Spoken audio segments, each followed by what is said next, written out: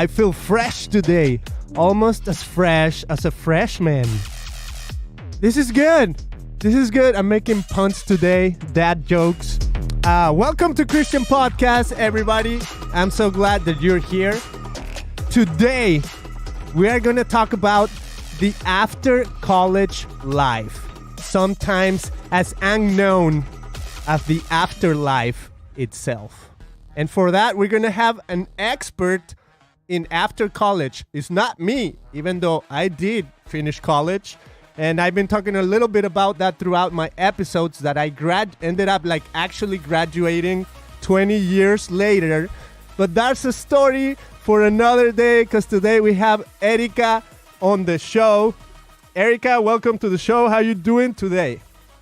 Beto, thanks so much for having me. I'm feeling great. I'm feeling pumped, excited to just be here on your show. Thanks. Awesome. Okay, so from the 5 emojis, which would you pick, and what is your strongest idea for today? Okay, so my idea for today it's pretty simple.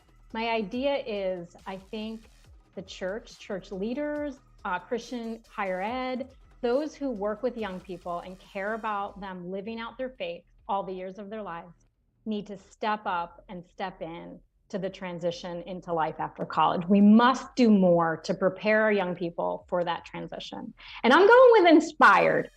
This idea wasn't originally mine, and I can tell you more about that. I had a rough transition out of college. That was also 20 years ago, but it could feel like yesterday.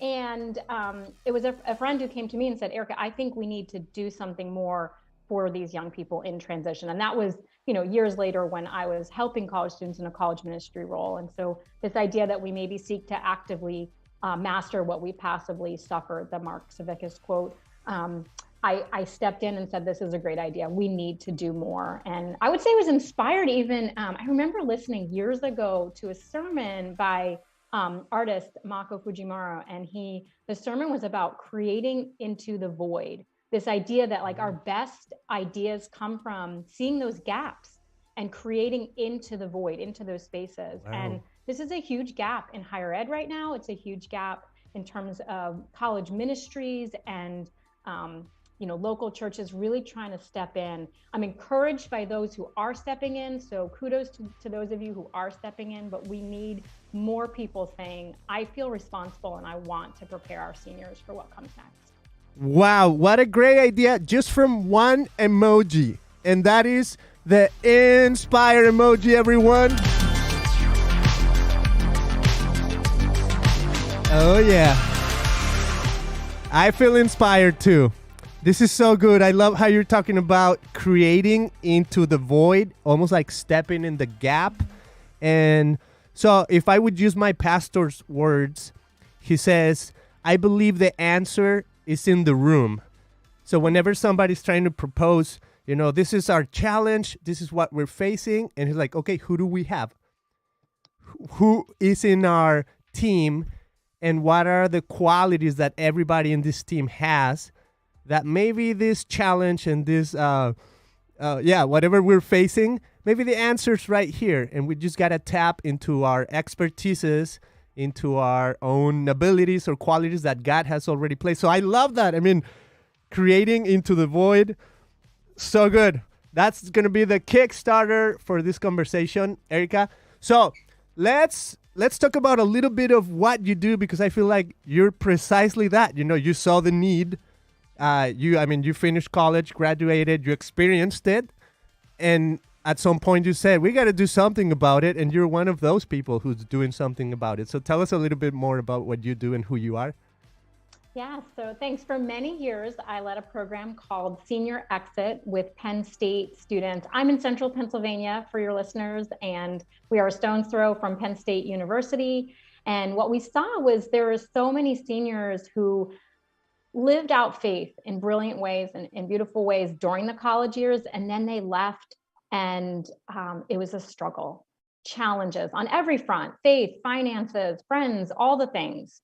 And they were reaching back saying, can you help? And a colleague of mine said, Erica, how about instead of helping these alums, not that we didn't want to do that, after the fact, can we do something on the front end, something that is more preventative and less remedial after the fact? And that's where Senior Exit got its start. Johnny Pons and I said, let's get this thing rolling. And so for probably over a dozen years, led Senior Exit here at Penn State, and then got excited about how can I help other people launch these kind of programs across the nation. And so I'm thrilled to say that there's many more senior experiences that are popping up across the nation as I continue to work with others in making that happen on their own campuses. And I'm just encouraged by more people stepping into the responsibility of this. I have my master's from Geneva College, and I got to research kind of the effectiveness of our program through my capstone project, and was super encouraged to find this is making a difference in the lives of students. Gathered many, many stories during that research, and that's what became really the fuel for the After College book, and continue to love to resource professionals, practitioners across the nation who say, give me those things that I need to exit these seniors well. Wow, what a great heart. That is amazing and beautiful. And thank you for stepping in, and even kudos to you for doing this. That is so cool. I think these things find us, right? I just was in the room, these things Love find it. us. Yeah. Yeah. That makes sense. Okay, so I'll tell my story real quick coming out of college, and then I want to hear yours. And then we're going to kind of like develop from there into what are some scenarios the typical scenarios that people face after college. So mine was when I finished college, didn't really get my diploma, like I said, until like 20 years later. Maybe it was 15 years later, but no, after 10 years, everything sounds like 20 years passed by, right?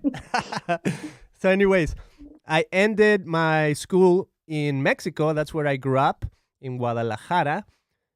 Next year, so that was 2020, that was 2004, the beginning of 2004. I came to America right after. And then by 2005, I was here for good. I'm not going to go into the details of what being here for good means. In some other episodes, I elaborate on that. But I'm just going to say I'm here for good since 2005. So in a sense, it was almost like right after college. And then this is what my experience, right? And I'm going to try to make it short because I want to hear yours.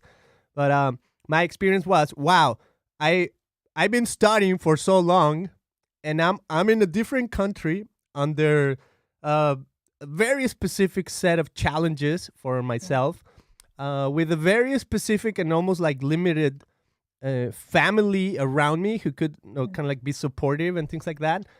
Maybe even limited resources. I'm just gonna put it that way.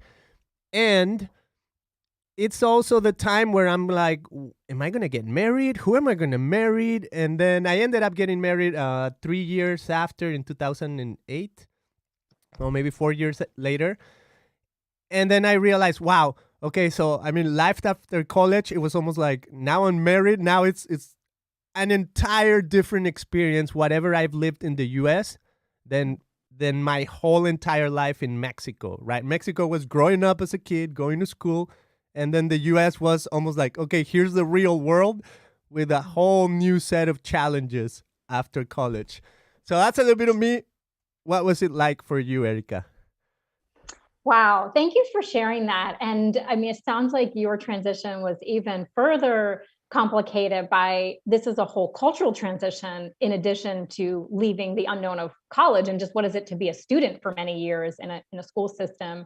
I think you point out just that transition is full of concurrent stressors. And many people think they're ready when it's like, oh, check, check, check. I have these things figured out, but there's so many different facets to that transition. And I wish someone would have better prepared me for all those different facets. I had a good head on my shoulders. I loved college. I had no real post-graduation plan. I ended up moving out here to central Pennsylvania. I had a college roommate who was also a writing major, and she said, hey, let's have a writer's house. You know, we can encourage each other to keep writing. I don't know how we thought we were going to monetize our lives. Like we weren't getting these big book contracts. We were like poets writing poetry, thinking, no one moves to state college without a job. So I don't know what I was thinking, but very much this artist self who didn't have very good post-graduation for the love of the plans. art. For the love of the arts. I don't know what I thought I would do after college. I had some like bohemian idea that I'd be like in New York City writing, and then ask me how many jobs I applied for my senior year.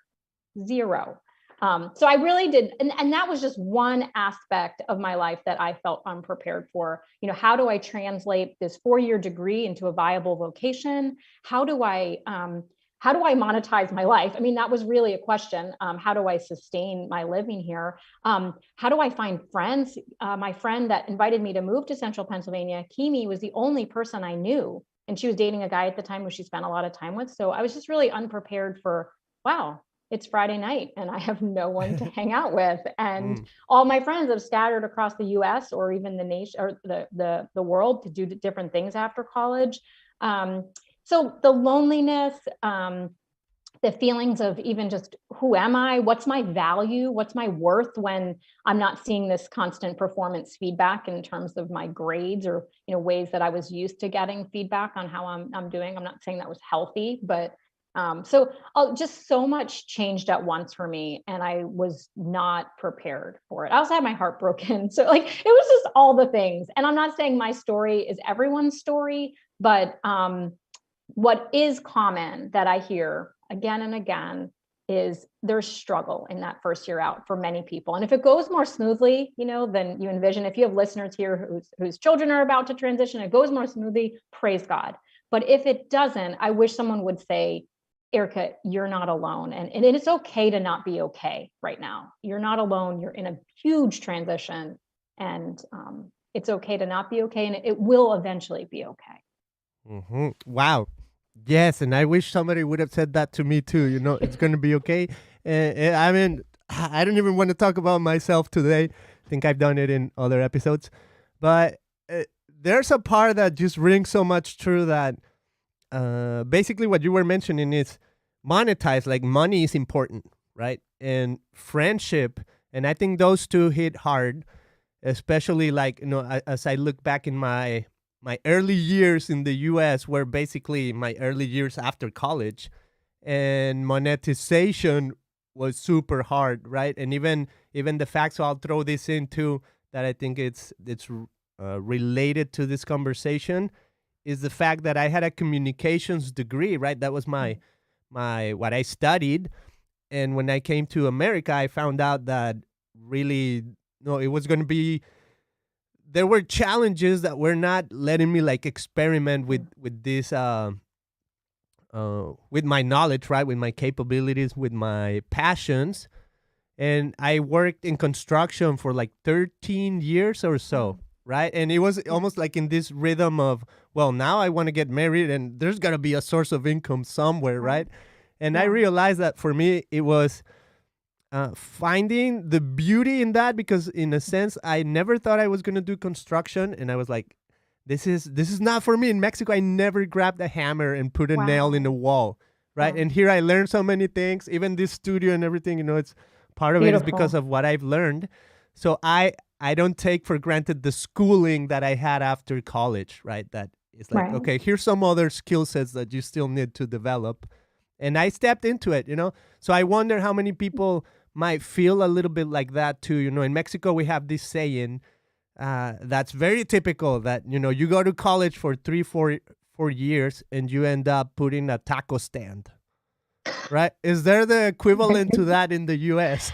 Well, maybe for my major, as an English major, you end up putting these 4 years in and then you become a waitress. Right? I mean, is that I don't know if that's similar. Yes, I think that translates. Yeah. And right now, I mean, we could have a conversation even just about those degrees that don't sound like jobs, and how people, even parents are saying, are you sure you want to get this degree? And we've, in good ways are asking pragmatic questions, but I also think in problematic ways, we're devaluing the value of the liberal arts education. And I'm so grateful that I was an English major. I didn't say that when I first was out of college waiting tables, but I'm so grateful for the critical thinking that I developed in my major, and the writing skills and communication skills. But, and also I think to your point of grabbing that hammer, it's okay. All work created good, right? And if the goal is faithfulness in all areas of life, you had to put food on the table. That's faithfulness. And so all work created good. I think sometimes in our 20s, we have this idea of I have to get the dream job out of college. And surely we want to get the job that we trained for, but how many people, even 20 years out, are doing the thing that they trained for in college? We like to talk about the 20s as training for that next thing, because we're developing skills even in those jobs that we thought, oh, this is surely not the job I thought I would have after college. But how does that teach us how to relate to people, or how to manage something that we wouldn't have learned before? And so I really encourage listeners to resist the whatever job kind of mentality. Like, this is the job that's just kind of the whatever job. God can use any job and doesn't waste any stretch. Wow, I love that. So I'll tell you, it's stirring this memory in me, which I still do. There's a job that, part of my rhythm of doing construction developed also into doing a little bit of landscape. And I was helping now a really good friend who had a landscape company, and I was his partner, and we were doing, 30, 40 houses throughout the week. Then at some point, I moved on. Then he retired and said, hey, do you want to take on a few of the accounts? There were like 5 accounts left. I took him on. To this day, there's only 2 accounts left, but they happen to be right in the water, right on the ocean. The place is amazing. It's in Corona del Mar. And it became almost like therapy for me to go there on Fridays. Now it's just, I love it. I love going there. It's my rhythm. I do a little bit of cleanup, and it's the time when I listen to podcasts, and it's just a tool that I'm using to almost like connect to nature, connect to myself, connect to God. And now the important thing is that now I'm inviting my own kids to come here every now and then. One of them is 10, the other one's 12. And every now and then when we get the chance, because it's normally during Friday, right? But let's say right now summer's about to kick in. Well, guess what? My 2 boys are going to be doing at least every Friday.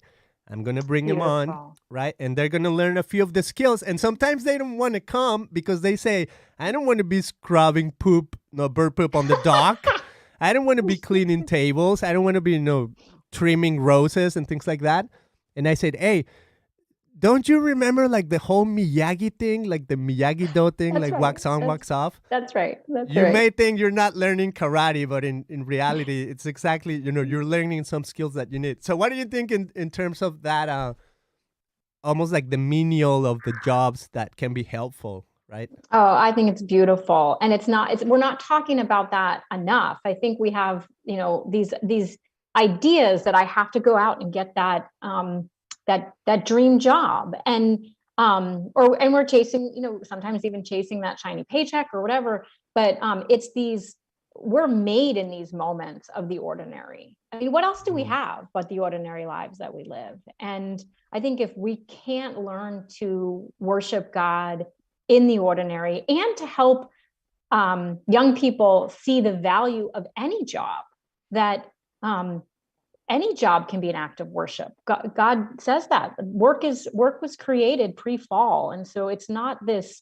necessary evil. Even scrubbing that bird poop or clipping those roses, like that can be a way to connect with God in the ordinary in beautiful ways. And it can be an awesome way to train your young men, train your young boys into men who value hard work. I mean, sounds like a big motivation there. And I think that's excellent. Yeah. And they earn a little bit of money, right? So, there's a little bit of the reward of showing up to do the job. So that's so you talk about in the book about being faithful to God, being faithful to community, and faithful to our calling. And this almost like being the challenges that we face after college, right? How do we continue to be faithful to God? How do we continue to be faithful maybe in finding a community? Well, that is a big challenge, right? Like even connecting back to the church.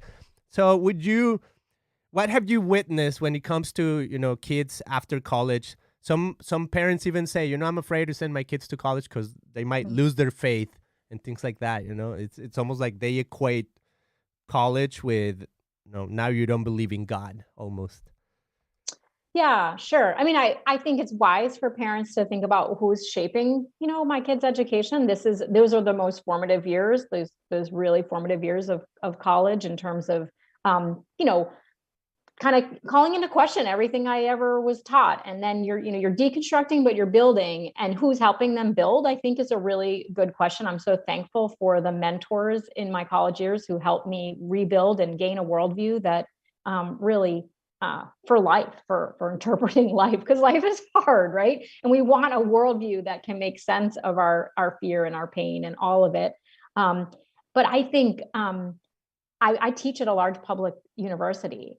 And I have students in my classes who are students of faith, and they have beautiful stories of how they have found their people in college, how their faith is growing. There are many professors who are wonderful mentors. They're learning to be critical thinkers at a large public institution. I'm a huge advocate of Christian higher ed. I teach for a Christian higher ed institution, but I'm also an advocate for students finding vibrant faith in a public institution, and they're forced to live this out among people who may not agree with them. And that's a life skill they're going to need beyond here. If they're going to be kingdom builders beyond the college years, they need to figure out how to winsomely defend and celebrate and call people into faith during the college years. And what better place than bumping up against people who have different worldviews than you, right?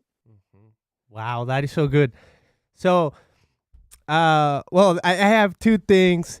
One is the thin skin in adversity, which it might be a little bit related to what we were just talking about a few seconds ago with the jobs maybe that are not necessarily what we expected or the dream jobs. But what else have you witnessed when it comes to thin skin in adversity in the after college years? Yeah, this is a hard conversation right now, because I think even, I was just talking to a college pastor, a pastor at a liberal arts college, and he was saying how in one way, right, our students are this group of students graduating right now more resilient than ever before. They lived through a pandemic. They were forced to be flexible and adaptable. And in other ways, right below the surface, this fragility that we should be concerned about. Like, are we going to be, the mental health crisis that is our world right now, like it's concerning me. I had my fall semester was, this was the first semester students were fully back to take classes in person at Penn State. And I talked to other colleagues in the department of like, what's happening? Students were just struggling to even come to class. And I'm going to have a class where it's like, you have to come to class in order to pass the class. There's only 24 students in the class. Like, wow. You have to come. It's not this big lecture where you can just get the notes somewhere else. And I think just the struggle with some of the basic life functioning. And I can't tell you how many even student issues last semester of just heavy things that our students are dealing with. And so it concerns me. I think we need to really be attentive to what is going on with our mental health crisis and stepping into and getting ourselves equipped. I think for listeners here, if someone's struggling, that they are reaching out. But if someone feels like, I don't know how to navigate this in my church or in my small group, that we're getting resources, that we're raising our hands saying, I need more training, I need more equipping. So that's probably a big one. But yeah, you've had students who they face more adversity before they graduate than any one of us, and they're going to be fine. Like they're just going to move in stride.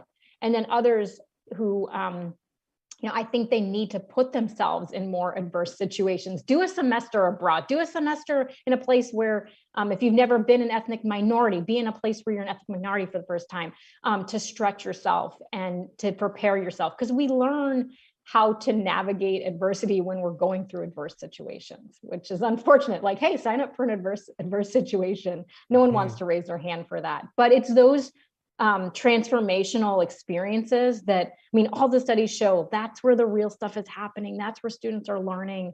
Why do we throw student teachers into a classroom? Because they need to face that adversity before they get there in their own classroom. We need that for every major. Mm-hmm. Oh, wow. That's good. I love that. So, well, there's a story that I was thinking of when you said that.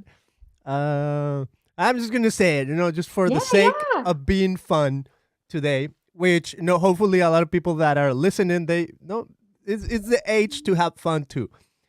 So one of my really, really good friends who's a musician in Mexico and whatnot, he's got a little brother that when I left Mexico, he was like a tiny kid, right? Like 5-year-old, 4 years old, something like that. And then a few years later, my friend came. He was touring the United States with his new band and whatnot.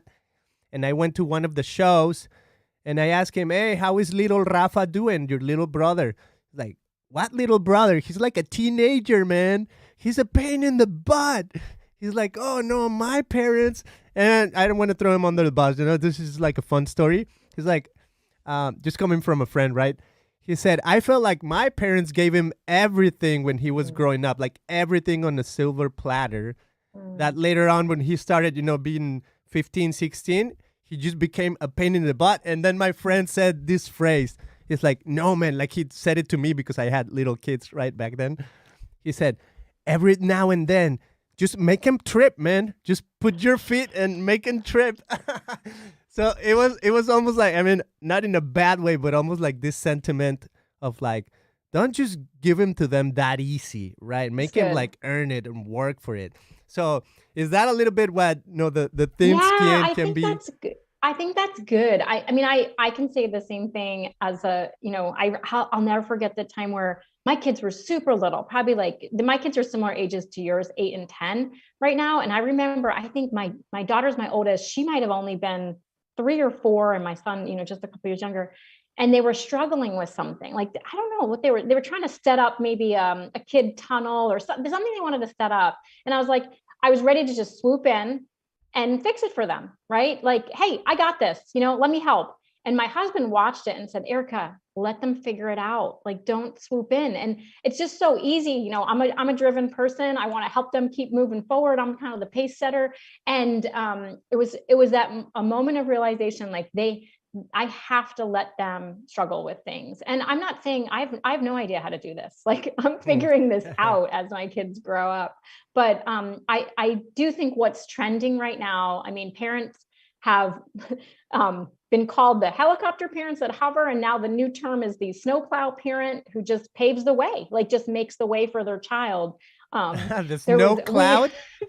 Yeah, they just, the snow plow, like you're plowing the snow. Okay. I live in, a place where it snows a lot, but I saw a meme right after I got in final grades that says, if a parent, contests the grade you give their student, I'm putting out my final grades to my students. If a parent contacts you to contest the grade, you get your mom to talk to that parent. Like, this idea that it's ridiculous, but, parents are intervening maybe too much. And so I don't have all the wisdom to say. I'm still a young parent, a parent of young kids myself. But what I can say is, when I've observed parents stepping in too much, it doesn't help the student. It actually makes it worse. And I don't want to tell the details, but I had a situation this past semester where it was something like that. And the student really needed to navigate it, but the parent stepping in was actually making it worse.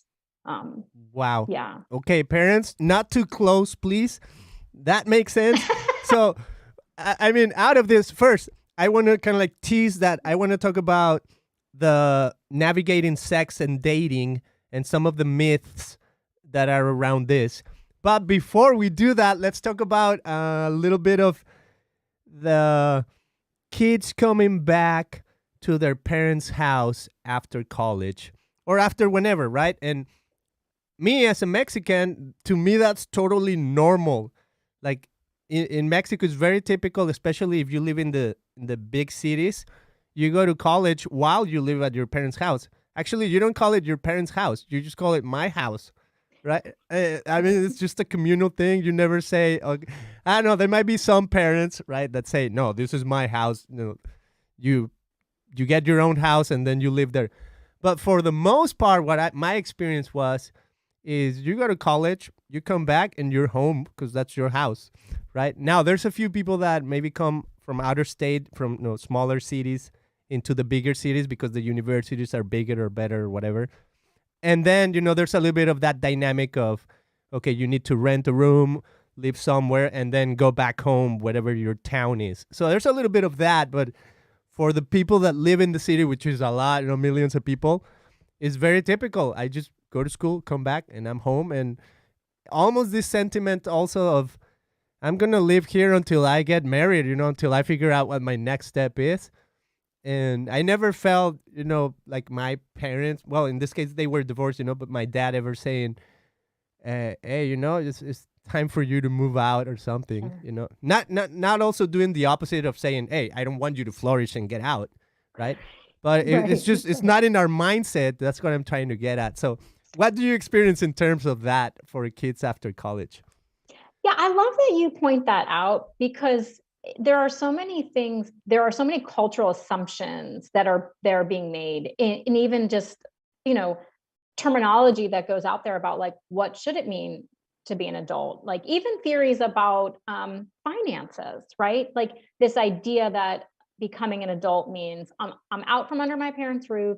I no longer have any financial dependence on them. And so if you have people who are listening and they're helping young people, I would love for us to just do a better job thinking about what cultural assumptions am I making here as I define the word adult, as I lead a workshop about finances. Many of our students from different ethnic backgrounds are not asking, should I give money back to my family? It's like, how much am I going to be giving back to my family after I graduate and have a job? And so making space for those conversations and normalizing that for different students of different cultures, so that we're not pushing this dominant Western cultural thinking on our students and saying, this is how we're defining adult. It's funny when, I've had conversations with friends here where, their daughter was moving back after college, and they felt all this shame of like, I haven't launched my daughter. And I'm like, well, if you were in a different culture, if you were, Mexican, Venezuelan, like there wouldn't be this conversation. Like it would just, everyone would be fine with your daughter moving back home. So she was like, I like this definition better. I think two students could make two very similar decisions, and one could be faithfulness for a student, and one could be I'm not listening to what God has for me, or I'm not doing the thing that is obedience right now. And so I think all across the church, if we could just stop judging each other, it would be awesome. But especially in those ways of where we've imposed our cultural things onto others. But I think that the thing to be mindful of, especially for those who the child did move away for college and then is coming back home, that's a huge transition for everybody. And that's probably worth a conversation of like, how do we want to approach this? Because I know for me, I moved back home for just the summer after college, and I didn't, again, right, my no post-graduation plan. So of course I'm moving back home for the summer. And I was home for probably 3 days, and I can't live here. I can't live here. I love my parents. They're wonderful people, but it was all the autonomy of college and then being back under their roof and them asking me like, where are you going? Knocking on my door, like, what are you up to? And I'm like, I'm not building any bombs. I just want a moment of quiet. Like this idea of, it felt very claustrophobic. Like I'm in an elevator with lots of people, and it wasn't, I had to make a plan to get out. But I think just really talking through, I can tell you other stories of alums who moved back home, and it was like such a sweet season. It was like for the student and for the parents of like, this is wonderful for both of them to just enjoy the relationship because they were given those years together. So it could go either way. And I don't want students to feel like, oh, I'm selling out if I'm moving back home, but I also don't want students to feel like, oh, that's just my safety net, and I'm not going to be obedient and launch out if they need that push. Mm-hmm. So you're saying almost like the cultural assumption in the U.S. of after 18, you're out for good should be a little bit like taken into consideration again and revisit it. Yeah, I'm definitely going to get pushback from people who, because we have two things trending right now, right? We have a conversation around failure to launch and this extended adolescence. And when I was in my 20s, Arrested Development, that TV show was very popular, Arrested Development. And, people were gathering, these young people were gathering together in the local church to like watch episodes of Arrested Development. Wow. And at first I was like hanging out with these folks. And then I kind of came to this moment of like, you know what, I don't really want to arrest my development. Like I do want to like develop into, a functioning adult person. And so, I stopped going as often, but my point is we do have this we do have issues, I think, of failure to launch. And I mean, even Jeffrey Arnett coining that emerging adulthood term.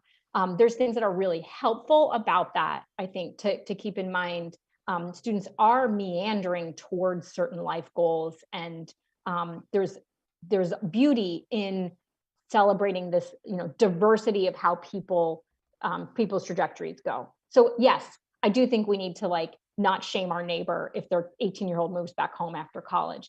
And I also think we need to challenge young people that, 30 isn't the new 20, like the Meg J phrase of the decisions you make in your 20s are setting you on a trajectory. And so to just have one grow year after the next and please go fund me to do it, that's not maybe the life that, I hold both of those in tension. So I didn't give you a very helpful answer, but I think it's both and I think, and it's situational, right? Like what's the situation of why this young person is moving back home? So yeah. I love it. So I think at unison, we need to say something, especially, I mean, I'm like 20 years after college or whatever. I would love to say this to you who is listening is maturing is actually pretty good. Right? Would you say that? Yes. All right. So part of maturing is also how do we navigate that area, especially in those years that, I mean, it's so important. Like you said, when whatever you do in your 20s can change and shift the trajectory of your life in your 40s and 50s. And I think, even as a man, I don't know how other people feel, but I do feel like this is a super hot topic in those years. Even looking back, I'm like, wow, what do I do with my sexuality, right? And I was one of the guys almost like waiting to be married, to have the one person and whatnot. But I realized, the more I was in college, that it was not the case for a lot of other people, right? Just listening from other people's experiences and whatnot. So what are some of maybe the myth busters that you talk about when it comes to navigating sex and dating after college? Yeah. And I have a lot of compassion for young people who are navigating sex and dating right now. It is not a friendly landscape to be navigating those things. And I don't know how you do it in a way that honors God without other people who think like you and the Holy Spirit. Like if you're going to pursue this in a way that gives God honor, I don't know how we do it without other like-minded Christians and God's Holy Spirit that He promises us. So I'm not pretending that this is an easy road to walk, but I think what I can specifically talk about is right after college, some of the temptations that can come. And what I've noticed with people right after college is maybe this lie that, if I can find my person, my life is going to become stable, because so much is shifting. And often we're looking for that stability somewhere. And even if we know in our mind, okay, like Jesus can be stability, God is a rock, we can look for that in sometimes the wrong places. And I can tell you story after story of alums who, and I wrote about one specific alum in the book who, he would say, I had boundaries, I had values, I knew what I wanted and didn't want. And yet, when he met this young woman, it was like that started to compromise those things and started kind of believing that lie, like, okay, this relationship is stability in this shifting time. I'm lonely. I moved, halfway across the US for this, job or grad program. I can't remember which. And then it was because he didn't have that community around him established yet. It was just easy to slide into something that was not the best. And I wish that was just like one random story, but I've heard stories like that again and again. Students who just compromise, like, okay, these are our boundaries, but then in the chaos of transition, compromise that. So yeah, I think that's one of the one of the myths to watch out for, is like looking for stability in a shifting time in an unhealthy relationship. That makes sense. So almost like putting your hope and your foundation on finding the one person. So is that idea of once I find my partner, then that part of me is solid. And what you're saying is not necessarily, right? I mean, that might be good that you find the one that you think, but that may not necessarily be, maybe not even the one. Maybe the one is not the one, right? Yeah. I mean, and that, I think just that idea, looking for that relationship to stabilize you. And if you think like, once I meet this person, everything's going to be awesome. If you want to have challenges in your life and to become more like Jesus, stay single. If you want to have challenges in your life and become more like Jesus, get married. Like either one of those things is going to refine you. And so I don't think it's like one or the other, or that we've arrived when we get married. I also think this is very common. I would say like in the Christian subculture in the US is this idea that, once you leave college, that window for meeting your person closes. Like if you didn't meet your person in college, the chances of it happening after college are so much lower. Now, granted, you're in college, if you go to a Christian college, or you even study at a public institution and get involved in the faith community, yes, you're in a space that's an incubator for, relationships that may not exist in the exact same ways after college. But this idea that you're, eternally it's not going to happen for you. I didn't meet my spouse until I was 27 and he was 28.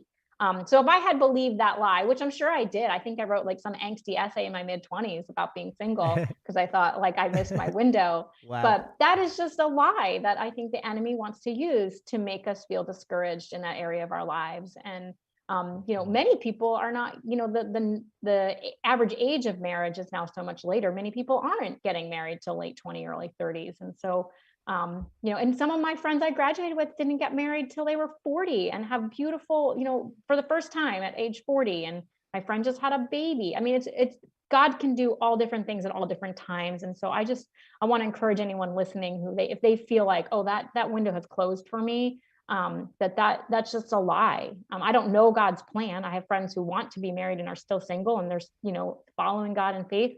But I don't know. I don't pretend to understand the mind of God, but I'm sick of the mind of people saying this is the window has closed. Wow. So that would be myth number 2. The window is not closed after college. Okay, that's so good. The third one I love that you have right here is cohabitation is the most practical solution. That's myth number 3. What have you witnessed and experienced when it comes to cohabitation? Yeah, I told this story in here of Ava and Jason, and I was mentoring Ava at the time, and she knew she wanted to marry Jason, but he was getting into this program. I think it was in Chicago, and she was like, "Well, I think we're just going to live together, until we can plan that wedding and get married. And, like that seems to be the most practical solution for us." And I challenged her. I said, I think that God has something better. And, what are your thoughts on getting married before deciding to move in together? And this isn't just, you may have listeners who don't agree with my, conservative thoughts on don't live together, but even trending, non-faith-based, Meg Jay's book, she talks about cohabitating, and I can talk about non-Christian friends who cohabitated, and it made it so much harder to get out of a relationship that wasn't a positive relationship. And then you have years of sunk time into this relationship that, and Meg Jay talks about how it's easier to kind of slide and not decide because you're already cohabitating. And so, long story short, Ava and Jason decided to get married before moving to Chicago. They planned their wedding in 17 days. Craig and I were at their ceremony. It was this beautiful lakeside ceremony with maybe like 20 of us there. And they were so excited because they were like, you know what? We are going to be those people on the dance floor at weddings when they say, who's been married for 50 years? They're going to be those people because they got married so young, and they knew this was the path. I'm not saying like just get married because you want to live in the same city as this person you're dating. Marriage is not a decision to enter into lightly, but for them, they're thriving. They have two beautiful kids. It was the right choice for them, and they were only delaying it because of a cultural expectation here to have the big wedding and to be able to plan that out. And they did end up having a celebration like a year or more later with more family, but it was the cohabitating it may seem like the practical decision, oh, we'll save money if we live together, but I just don't think that that's God's best. And I'm not just saying that's trending in a non-faith space too. Mm-hmm. And you even mentioned like a little bit of the statistics that I think it was around divorce, that maybe cohabitating, it's more prone to, I think it was even like 70% or something, to end up in divorce rather than, marriage, which I love your point about like, what is your expectation even going into cohabiting, right? Are you even talking about getting married? Like, how do you see yourself? Maybe and ask the question, right? Maybe you're not even thinking of what the future is going to be like in 5 years. All you're thinking is like, right now I'm just moving in, right? And we're together and we love the relationship, but you're not necessarily thinking, what is this relationship going to look like 5 years from now? And how could thinking about marriage either help it or not, right? Right. No, the research is showing that the cohabitating is leading to higher divorce rates. And so that is concerning. I don't know. I don't remember the exact number, but I think this gets, your comment here of like, what's the goal? Who do I want to be in 5 years? What's the plan? I think if we all just took a step back, even that young alum that moves home, or asking like, what's the game plan? What's the goal? And is this moving me closer to that or farther away from that?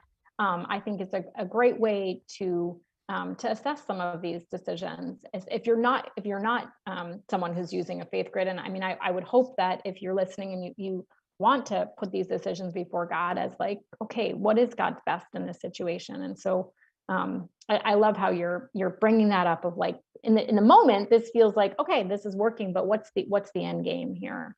Yeah. Mm-hmm. And just to be clear, I have personal friends who kind of did it, and maybe out of because they were pregnant already and things like that. Sure. And it turned into cohabiting, and then eventually turned into they got married, and now they have beautiful families. So I'm also not saying hey, that's avoid it at all cost. Right. There's always hope. That's a God's grace versus like a good game plan. I think there's a difference, because I'll have friends, all students push back on me of like, well, I want to date this person. He's not a believer, but like, these two people dated and like he became a believer because they dated. And it was like, wait, how about we don't look to that as a model? How about that's like God's grace, but not a game plan?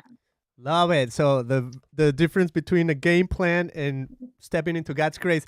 So lastly, myth number 4, which I think might be a little bit related to cohabiting, right? But being more specific, you say myth number 4 is what we do in the bedroom is none of your business. How is that a myth? Yeah. And I pull that from Lauren Winner, Real Sex, and not that exact phrase, but basically her comments about on one hand, the culture has just flaunted sex everywhere. We got talk shows where people are just sharing things that were never meant for general public in a totally inappropriate way.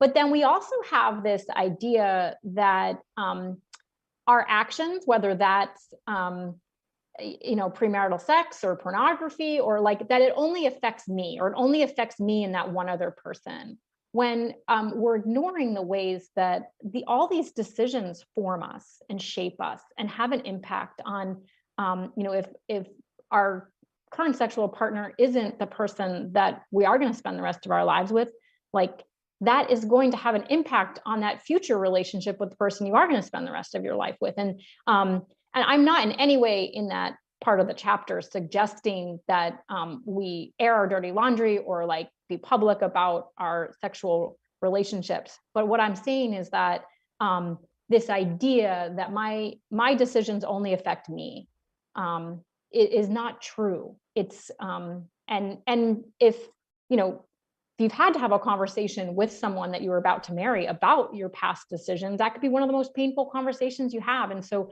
trying to make decisions with the person that you are dating that just really honors them and honors any other future relationships. And that's what I mean by it becomes something that forms us, and therefore isn't just this private thing with no implications outside of those decisions. That makes a lot of sense. We are communal beings, and whatever I do, it does impact those around me. So there is an element of stewardship and an element of accountability with whatever we do in life. It's going to affect those around us one way or the other, for good or for bad. So here is what we're going to do, Erica. This has been amazing. And I'm going to give you an emoji reaction from the gods of Emojitron, okay? So gods of Emojitron, what's the reaction that we're going to have today?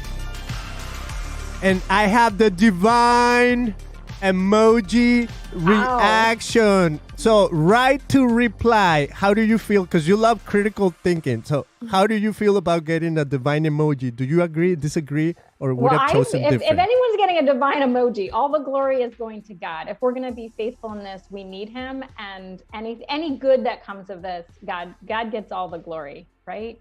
So thank you for that. I don't know how to react. That sounds good to me. That sounds good to you. Love it. Okay. So now what we're going to do is your own chance to summarize the episode through our 5 emojis. So when it comes to the afterlife college, what is the most blasphemous idea that you can think of?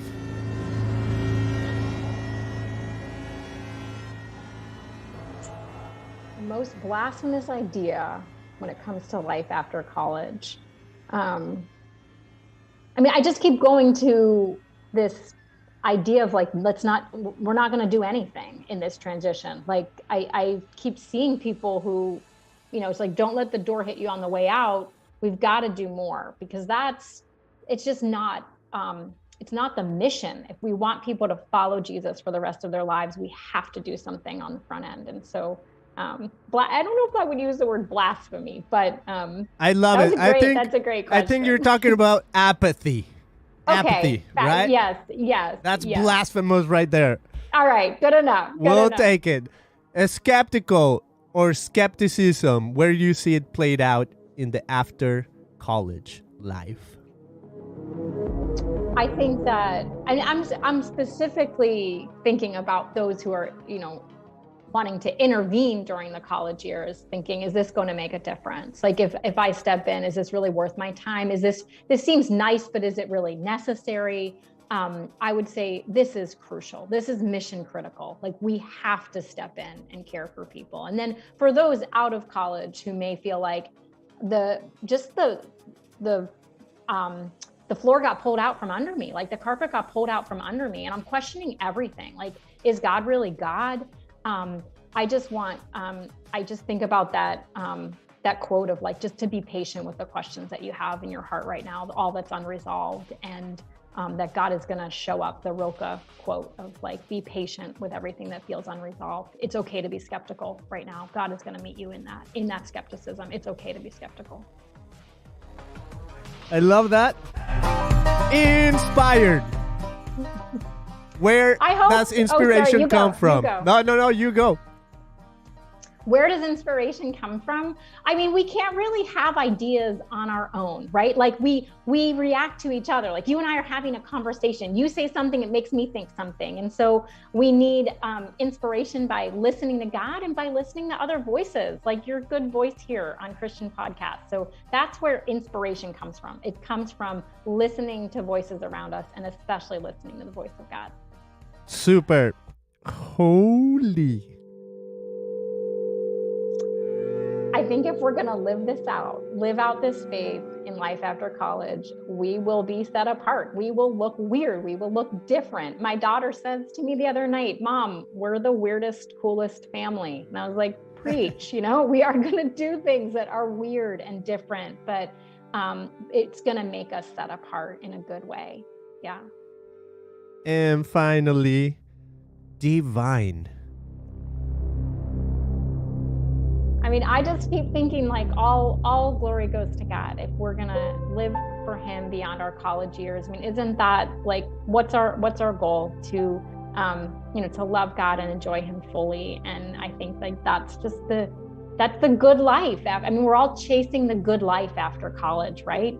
That's the good life, is to enjoy Him. And I especially love that we talked about ordinary moments. I think for many students, it can be hard to kind of come off that mountaintop into the quote mundane of life after college, but it's only mundane if we reduce it to that. I think there can be so many divine and beautiful moments in doing the dishes and folding the laundry and just loving our neighbors, like our literal next door neighbors, swinging the hammer, clipping the roses, pulling the weeds in my garden this morning. Like that's divine.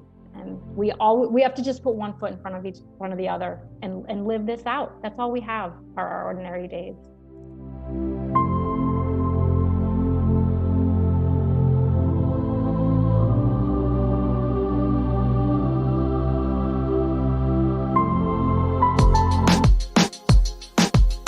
Oh, that was amazing, Erica. It was so good.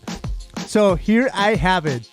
After college, where do you want to point people to, Erica, to find out more about where they can get the book or about the type of work you do and inspire other people to do similar? Thanks so much, Beto. Yeah, please check me out at aftercollegetransition.com, or wherever you buy books. You can grab a copy of After College and connect with me on social media if that's helpful. I'm happy to be a resource to you as you're caring for young people, or if you're someone who feels lost in transition. I want you to know that there's help and hope.